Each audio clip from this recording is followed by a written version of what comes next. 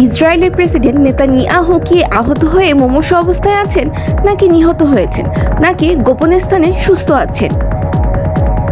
ঐতিহাসিকভাবে একটি বিখ্যাত উক্তি আছে যে ইতিহাসের সৌন্দর্যই হলো ইতিহাস যে কোনো সময় পরিবর্তন হতে পারে, আর ইরান সেই ইতিহাস পরিবর্তন করে দিয়েছে।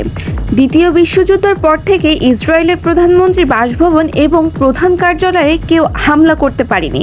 সেই রেকর্ড ভেঙে দিয়েছে ইরান তাদের শক্তিশালী মিসাইল দিয়ে ইসরায়েলের প্রধানমন্ত্রী নেতানিয়াহুর রাষ্ট্রীয় বাসভবনে সরাসরি হামলা করেছে।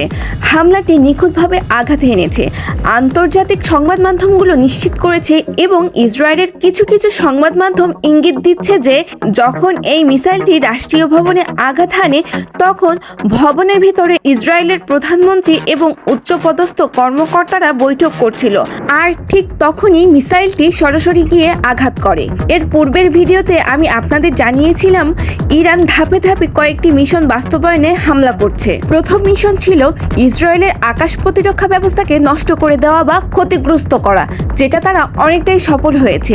দ্বিতীয় ধাপে ইসরায়েলের কমান্ড সেন্টার এবং গুরুত্বপূর্ণ সামরিক স্থাপনাগুলোকে লক্ষ্যবস্তু করা হয়েছিল, সেক্ষেত্রেও তারা সফল। এরপর বাণিজ্যিক কেন্দ্র, অর্থনৈতিক উৎপাদন খাত এবং মিসাইল উৎপাদনের মতো বিষয়গুলোতে হামলা করা হয়েছে। এরপর তেল খাত, আর তারপর যোগাযোগ ব্যবস্থা, কমিউনিকেশন সিস্টেম যেন কাজ না করে সেদিকে লক্ষ্য রাখা হয়েছে। আর এখন টার্গেট করা হচ্ছে ইসরায়েলের রাজনৈতিক ব্যক্তিত্ব বা উচ্চ পদস্থ সামরিক কর্মকর্তাদের। এই ক্ষেত্রে প্রধানমন্ত্রী এবং তার মন্ত্রিসভার মন্ত্রীরা একবারে হিট লিস্টে ছিলেন। গত সপ্তাহেই ইসরায়েলের বর্তমান ন্যাশনাল সিকিউরিটি কাউন্সিলের প্রধান ইতামার বেন গ্যাভিরের বাড়িতে হামলা করা হয়েছিল। তিনি নিজেই স্বীকার করেছেন যে আমি বা আমার স্ত্রী যদি ওই সময়ে উপস্থিত থাকতাম তাহলে আমরা বেঁচে ফিরতাম না। যাই হোক, ইরানের প্রধানমন্ত্রীর বাসভবনে যখন বৈঠক চলছিল তখন ইরানের মিসাইল আঘাত হানে। এর পরপরই ইরানি সংবাদ মাধ্যম তাসনিম নিউজ তাদের খবরে এমনটাই দাবি করেছেন যে সেই হামলায় নেতানিয়াহু নিহত হয়েছেন। অত্যন্ত গুরুত্বপূর্ণ এই বিষয়টিকে কেন্দ্র করে তাসনিম নিউজের এজেন্সি এবং অন্যান্য মিডিয়া ও অন্যান্য প্ল্যাটফর্মে এই খবরটি ব্যাপক তোলপাড় তৈরি করেছে। বিশেষ করে প্রধানমন্ত্রীর বাসভবনের চারদিকে ইসরায়েলি প্রতিরক্ষা বাহিনী IDF ঘিরে রেখেছে এবং সেখানে কোনো সাংবাদিকদের প্রবেশ করতে দিচ্ছে না। এই বিষয়ে আনুষ্ঠানিকভাবে কোনো বিবৃতি বা স্টেটমেন্ট ইসরায়েল এখনো দেয়নি।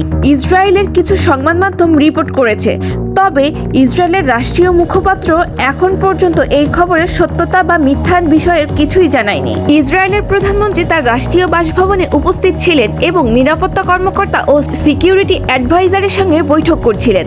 মিসাইল আঘাত হেনেছে এবং নিরাপত্তা উপদেষ্টা ও বেন গ্যাভির আহত হয়েছেন। নিশ্চিতভাবে ওই বৈঠকে যারা ছিলেন এবং নেতানিয়াহু নিজেও সেই হামলায় আক্রান্ত হয়েছেন। এখন তিনি নিহত হয়েছেন নাকি মারাত্মকভাবে আহত হয়েছেন সেটা ভিন্ন বিষয়, তবে তার ক্ষয়ক্ষতির বিষয়ে যে বিভিন্ন আলামত পাওয়া যাচ্ছে তা পরিষ্কার। তাসনিম নিউজ এজেন্সি সাধারণ কোনো পত্রিকা নয়, এটি IRGC এর মুখপাত্র বলতে পারেন।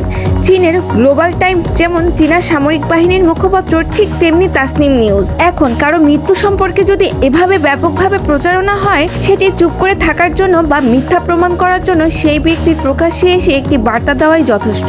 নেতানিয়াহুর যদি কোনো ক্ষয়ক্ষতি না হতো তাহলে তিনি নিজের প্রকাশ্যে এসে একটি ভিডিও বার্তা দিলেই যথেষ্ট ছিল। তিনটি কারণে মনে করা হচ্ছে যে নেতানিয়াহু মারাত্মকভাবে আহত হয়েছেন বা বেঁচে নেই।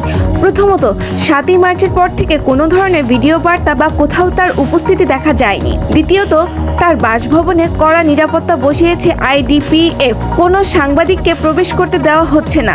প্রধানমন্ত্রীর কার্যালয়ে সাংবাদিক যাবেন, যুদ্ধকালীন পরিস্থিতি সম্পর্কে জিজ্ঞাসা করবেন, মন্ত্রীরা ব্রিফিং করবেন, এটাই স্বাভাবিক, কিন্তু কাউকেই প্রবেশ করতে দেওয়া হচ্ছে না। এমনকি রাস্তা থেকে ছবি তোলা যাবে এমন কোনো স্থানেও জমায়েত হতে দেওয়া হচ্ছে না। তৃতীয়ত এবং সবচেয়ে গুরুত্বপূর্ণ বিষয় হলো মার্কিন বিশেষ দূত স্টিভ উইটফক এবং জ্যারেড কুশনারের ইসরায়েলের সফর করে নেতানিয়াহুর সঙ্গে বৈঠক করার কথা ছিল। হঠাৎ করে জরুরি ভিত্তিতে সেই সফর স্থগিত করা হয়েছে। এছাড়া ফ্রান্সের প্রেসিডেন্ট ইমানুয়েল ম্যাক্রনের সঙ্গে নেতানিয়াহুর টেলিফোনে আলাপেরও নির্দিষ্ট তারিখ ছিল, সেই টেলিফোন আলাপও বাতিল করা হয়েছে।